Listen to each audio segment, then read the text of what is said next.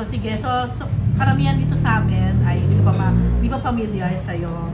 So can you please somehow introduce yourself to us and saan ka nanggaling, anong mga ginagawa mo even before you entered showbiz, and paano ka din napunta sa, although nabanggit na ni Ateng kung paano ka napunta sa Artist Circle, and why Artist Circle? First and foremost, my complete name is Jesenia Angelia A. Martinez po, but my showbiz name is Jess Martinez. Before entering showbiz po, I am a social media influencer, more into fashion and lifestyle. So, yung nakikita niyo po sa screen, my main platform is TikTok, and through that platform, I get to express who really I am, how I dress up, and a glimpse about how my family is. And bakit Artist Circle? Well, yung napafeel po kasi ng Artist Circle sa akin is family. That they accepted me for who I am, na social media influencer, and the Jess Martinez na as a person. And yun po yung pinaka-first talaga na-introduce sa akin ng dad ko kasi through Mommy Sheer.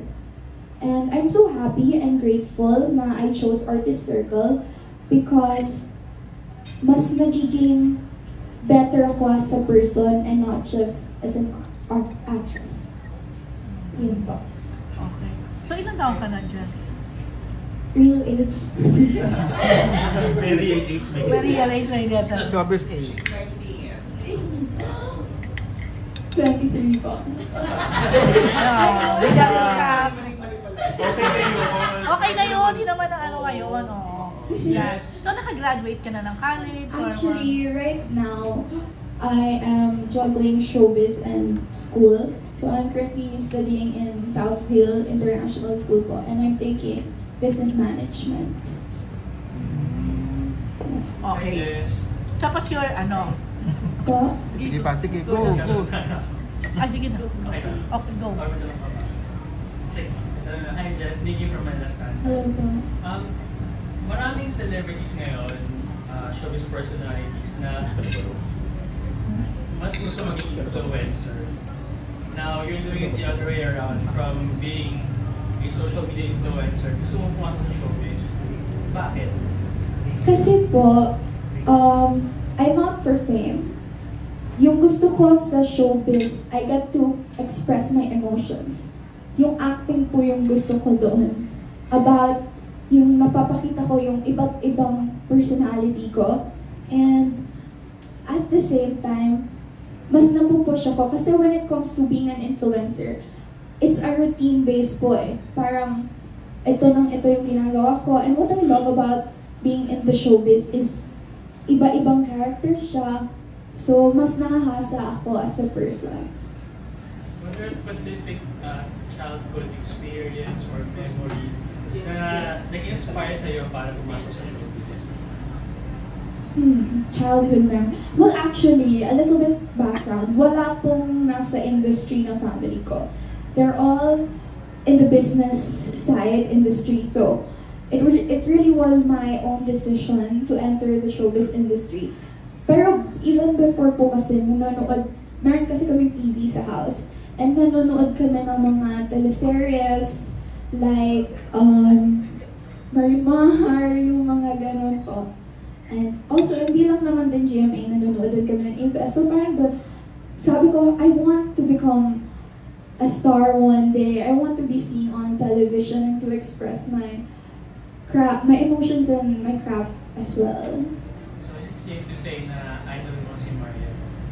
Marian Rivera? I really look up to Miss Marian kasi she's really a great actress. And along with her po, I really love Miss Heart Evangelista din because of how she dresses up and show herself.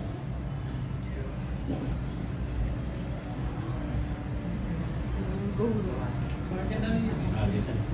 Yes, ano yung first acting gig? We were told na kasama ka na sa Sanggang Wicked. Pero before that, ano yung nauna?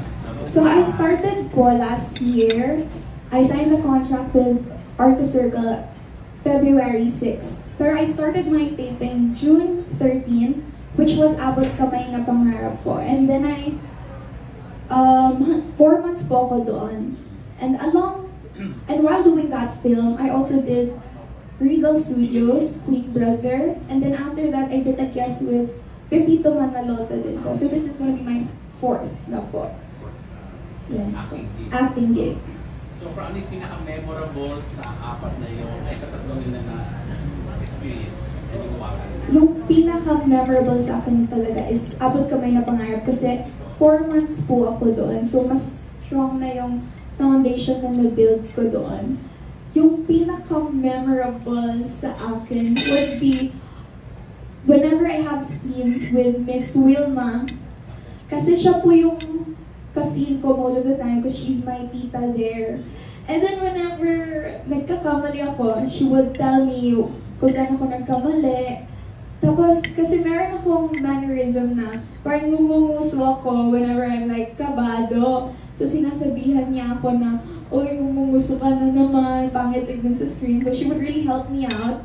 So yun yung pinaka-memorable sa akin. So far dun sa mga acting experiences mo, ano yung mga learnings na nakuha? Actually, iba-iba naman po yung natutunan ko sa Abot Kamay na Pangarap kasi lahat po doon, senior stars talaga. Yung first ko na taping was with Miss Carmina Villaruel. Talagang nanginginig po ako noon. Sabi ko, isa lang yung line ko doon. Ang line ko doon, as far as I can remember, is, "Hi, I'm Diwata, Diwa for short." Pero yung nalinya lang na yun, talagang kabado ako 100 times. So sabi ko pa sa utak ko, oh my God, dapat di ka magkamali kasi ang kasama mo dito si Miss Carmina, nakakahiya, baguhan ka kung magkamali ka. So natutunan ko doon, dapat mabilis ka talaga mag-catch up, presence of mind. Kasi kunwari yun yung binigay na script sa'yo, wala pa rin assurance na yun yung magiging script mo. Kasi pwedeng baguhin, pwedeng tanggalin. So dapat you're always in the moment. Yun yung natutunan ko talaga when it comes to acting. Kasi when I did my workshop, hindi ganun kabilis yung process. Parang bibigyan kami ng 1 week and then after a week saka kami ipapag-acting. Pero doon, yun pala yung reality na kailangan mabilis ka. And at the same time, hindi tinaturo sa aking workshop yung camera angle. And then doon, while on set, hindi na siya tinuturo. Dapat you know the camera. So, dapat alam mo each camera. So, yun din yung natutunan ko doon. Kasi at the end of the day, ikaw lang yung makakatulong at makakaturo sa sarili mo. Hindi mo naman pwedeng tanungin lahat ng bagay. You need to be observant and i-apply yung mga learnings mo right away. So, yeah, medyo in-stock ko yung TikTok mo. And nag-start ka na ng taping for sa Yes po. So, parang ngayon medyo comfortable ka na ba sa set ninyo? Super comfortable po. Kasi prior to tapings, we had 2 days training. And dun pa lang po sa training na yun, nakabuon kami ng friendship. And along with that, yung mga other cast po kasi, same cast with Abot Kamay na Pangarap. Like Kuya John Vic, Kuya Alan Dizon. So, talagang mas naging comfortable po ako. And at the same time, while doing the training, kasi yung training po is sa company namin. Kaya mas kampante ako while doing the training. Kasi ate ko mismo yung nagtuturo. And super duper bait talaga na ni Miss Jeline Mercado and Sir Dennis Trillo. Kaya mas mabilis ako naka-adjust. So, anong company mo, Jen? Explain mo yung company. A little bit lang ba? We're into gun industry po kasi. So, my parents, they sell guns and ammos and they also import from other... Yes. Yeah. So, they also do trainings. That's why kami po yung nag-handle ng training sa Sanggang Dikit. So, magaling ka sa gun? Hindi ko naman po masasabing magaling, but I'm quite knowledgeable when it comes to guns. Ano yung role mo ba sa Sanggang Dikit? Policewoman. Yes, I'm a policewoman.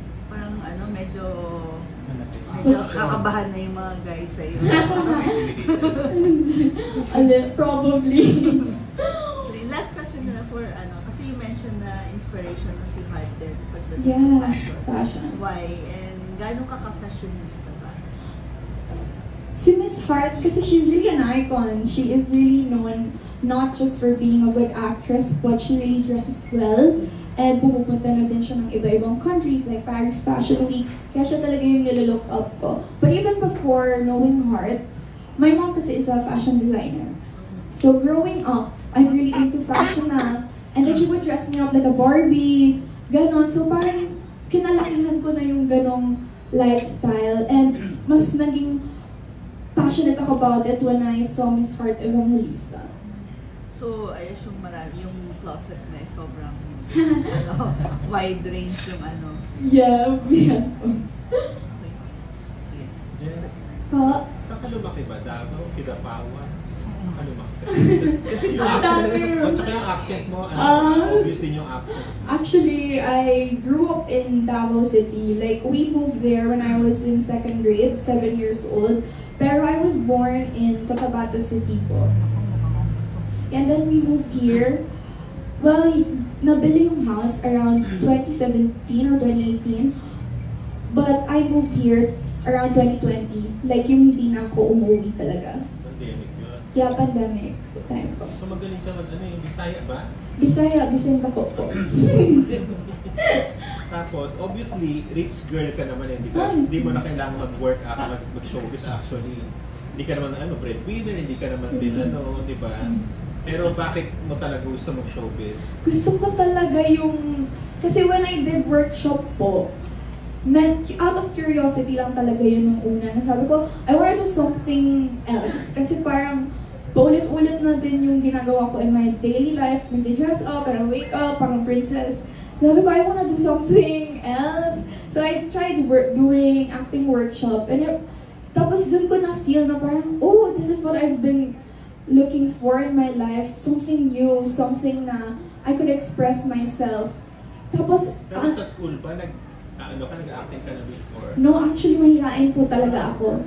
Like, aral-bahay, aral-bahay, ganun lang po yung ginagawa ko. Sa Disney Princess ka na? As a Disney. Kasi din po, hatid sundo ako, and then my bodyguard na po nakaantay sa akin. So, hindi ako makagala masyado. Legit Disney Princess. Okay.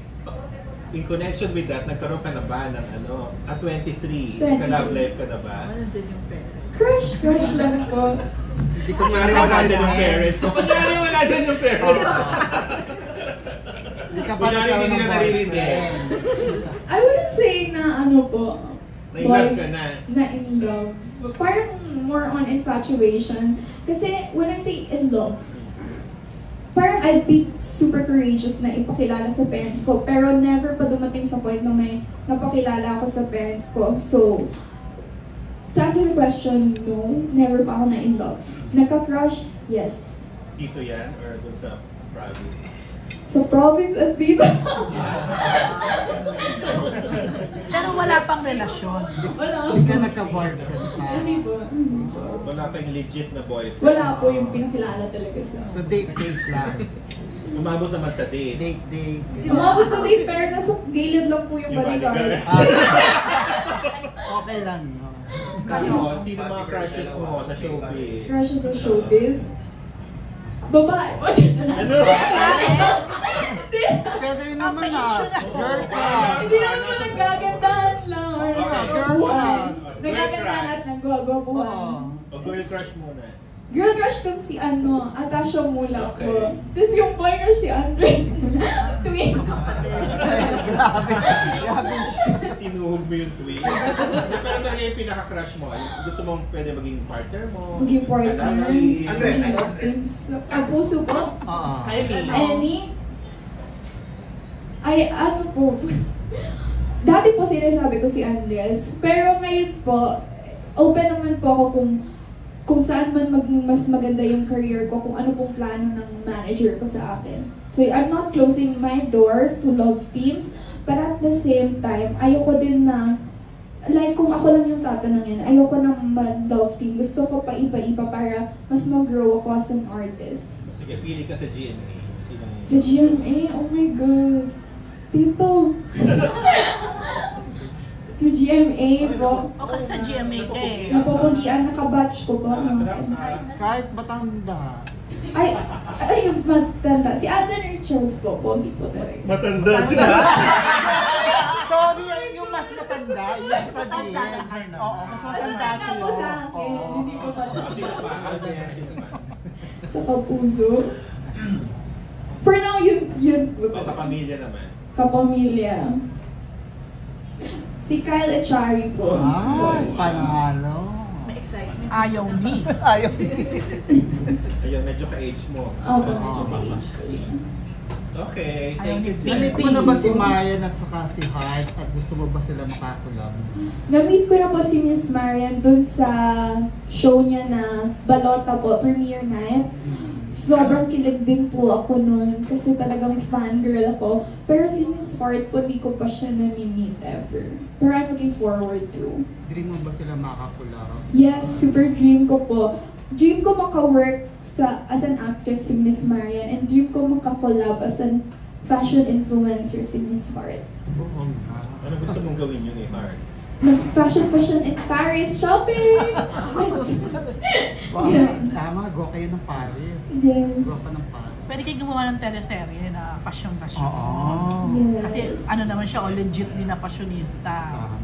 Ngayon, kung kailan magagawa yun ang tanong. Kaya ba? Kayo na lang mag-produce. Mark. Kaya ba, Manny? Oo. Bongga siya. Jess, how are you dealing with bashers ba? Ready ka na pa talaga mag-showbiz? Anong Yes. full-time na ba to or parang testing the waters pa? No po, I tested the water a year na. So this So, 1 is year gonna na be siya. full-time na. Kasi I really loved it po. Pero when it comes to bashing, I don't really mind them kasi there are so many positive comments, positive feedback. So why focus on the negative? Yun po yun. Kasi kanina na-mention na ang dami na daw sa'yo pangaral sa pagpasok sa showbiz. Ano itong mga pangaral? Mga reminder sa'yo? Si Tito talaga, actually, and si Mommy Sheer, bago ako nag-start with Abot Kamay, sinasabihan talaga ako to always stay grounded. Kahit na anong maabot mo sa showbiz, dapat grateful ka pa rin sa mga tumulong sa'yo in the industry and hindi mo talaga dapat talikuran yung mga tumulong sa'yo kasi you wouldn't be where you are right now if not for them. Jess, prior sa Abot Kamay, nasubukan mo rin bang nag-audition sa mga ibang projects like PBB or pumila sa mga reality show and commercials man? Never pa po ako pumila po. Discipline. Success agad. Sumakses po. Hindi po nag-step by the step. Diba? May pumipila for her. Huwag ka. Anong feeling mo pag nasabihan ka na Disney princess? Ay, hindi na. Oh, okay, tanggap ko naman. Thank you po. Legit ka naman. Ikaw. Oh, pinaghirapan din naman po ng parents ko yung pagiging Disney princess ko. So I acknowledge it and I'm grateful for it naman po. Sino favorite mong Disney princess? At anong kanta ang madalas mo kantahin? Si Belle po, pero yung favorite song ko hindi sa kanya, Part of Your Love. Pero di pa ako singer, pa kayo ng kasunod. Ano ka na as a dancer na? As a Disney princess, paganda-gandahan. Pero napag-aaralan naman po lahat ng bagay. So, Sumasayaw-sayaw ka doon sa TikTok, di ba? ay, nakita niyo po.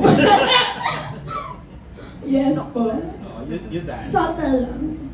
As influencer, meron ka na rin mga share ng, bawa may mga nangbabas na ba sa'yo, may mga, Meron po, like what? Anong, mga mostly mga sinasabi ko.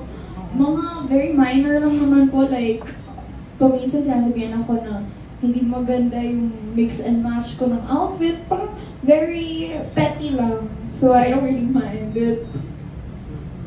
Mga ganun lang na bash. Bashing na ba yun? Hindi nga yung bashing. Bakit na ba yun? Or ano, mga puro anak mayaman lang. Oo, yan. yung gano'n, Ganon. show off ka, may gano'n. Yeah, may mga ganun po, pero I don't mind it talaga. Mas marami po talagang nagko-comment ng nice things. So, block na lang, bye-bye. Nambablock ka talaga. Nagbo-block po ako. Yes. I don't tolerate po negativity talaga. Tanong mo rin, Rose, sino ang favorite niyang celebrity influencer? Oh, sino? Celebrity influencer. Alam mo, connect na connect, gigil na gigil ka na. Oh, diba? Siguro si celebrity. Ivana Alawi. Wala ka, sorry ka. O bakit siya? Sobrang ganda niya naman po talaga. At saka she's really human. She's authentic. Oh, anak ka. Pinapakita niya po kung sino siya. At saka she really helps a lot of people. I saw her din sa mga iba niya pong vlogs. Tumutulong talaga siya. Gusto mo rin ba may gano'n? Yung mga Yes. nagbibigay ng tulong. Diba? Pupunta Yes. sa mga ano. Nagbibigay naman din talaga yung parents ko, pero we don't post it on social media. Mga foundations would also help. Yeah. And I'm also doing outreach programs po. Just recently with Skidlandia, I did one po. May YouTube vlog. Oh, siya yung endorser. Wala po. Dapat magkaroon ka rin para very Ivana. Wala siyang YouTube? Yes po. I have YouTube pero hindi po ako nagpo-post. So more on Soon. TikTok na. Dapat maging active Yes, ka rin dyan. Oo, sayang yung puso So mo. hindi ka kumikita dyan sa mga posting. Hindi na niya daw. Yes. Hindi niya kailangan Kailangan. doon. May pangtulong nga yung kita. Oo, Pamigay. tama. Yun ang Pamigay. Yes, pamigay po. Pang-help. Pamigay mo sa amin. Pang-ayuda. Pang-ayuda. Pang-ayuda. Meron ba nag-alok sa'yo na maging beauty queen or pinangarap mo bang sumali sa mga beauty pageant? Ganyan. Never ko po naisipan kasi medyo maliit po ako. Wala na namang height. Actually, wala nang height requirement po ngayon. Pero, Pero sa ganda let's niya, see. diba? I'm not closing my doors. Depende pa rin po sa management. Ano kung ba? anong plano na dito. Hindi niya po problemahin yung side. Oh, one at a time daw. Showbiz ka na lang? Yes po. Kung anong Parang plano. maganda ang mga beauty ngayon. Side ko. Isay ko! May advice? Kasi wala na yung mga criteria ng Gawin mo ngayon kahit maliit na, pwede na. I mean, di ba? Jess, may limitations ka ba sa pag-accept ng mga role? Like, mga kissing scene? Yes po. For now po, hindi talaga po ako muna magkikissing scene. Pero let's see in the future po. Kasi I want my career na slow, but the respect is still there. Yung value ko po as a woman, andun pa rin po. So ayaw kong tumanggap ng project even if it's super taas ng talent fee. Dapat pa rin, in connection pa rin siya or sa pagkatao ko. So I would ask my manager and at the same time, my parents kung okay ba yung project before we say yes, accept. Ano mo kailangan talaga sa eksena? May kissing. Mapapag-usapan naman. Kagaya nung Kumarimar. Oo. Maraming kissing scene yun. Depende rin po sa management ko. And kay dad. Actually, more on the dad. Mukha nga, nag-iba itsura ni Daddy. Nung tumas yung kinang ni daddy. Mahigpit ba silang parents? I wouldn't say mahigpit, but they are protective of me and I appreciate them for that kasi hindi naman magiging ganito kaayos yung pagpalaki sa akin kung hindi sila naging protective. So, hindi ako na parang nag-resent or nag-galit sa kanila because of it. I am grateful and I cherish how they pagpalaki yung sa akin po. So pwede kang ligawan? Pwede kumakit? Pwede naman po ko ligawan. Mataas lang din po yung standard. So what do you look for in a guy? Ako po, to be frankly honest, hindi not necessarily kasing successful ng parents ko, but at least meron lang maibubuga or maipapakita sa parents ko. You know, at kaya ko naman buhayin yung sarili ko, but sana he can also provide. So, yun po. Hindi naman super guwapo, but at least guwapo naman po. Pero, yeah, super. Opo. Pangit naman po to wake up, tapos ang katabi mo sa bed, tsaka. Yes po. Let's be real po, diba? Yun po. Tsaka medyo matangkad din po. Ilan kayo Yeah. magkakapatid? Solo ka ba? 4 po, pero I'm the youngest. Ikaw na. Yes. Ikaw talaga ang Disney princess. What? Ano mga age ng siblings? Yung ate ko po, yung pinaka-eldest, 30, and then the next one is 20, magta-29, and then my kuya is 26, and I'm 23. Layo mo. Yes. May mga family na iba. Pa? May mga family na sila. Yung ate ko pala po na isa. So as a bunso, spoiled ka. Yes po. Naman po ako. Pero since nga po pangatlo yung kuya ko and I'm the youngest, mas mahigpit po siya kasi sa parents ko. Super mahigpit po siya. Pas lalo na sa mga guys po. Siya talaga yung tumitingin kung pasado. Kung hindi po pasado sa kanya. Kasi pag minsan, pinagtatanggol ko na cute naman, ganyan. Ita-turn off niya talaga, like sasabihin niya, hindi yan cute niya, hanggang mababrainwash po ako, so hindi ko na magugustuhan. Ganun yung tactics niya po.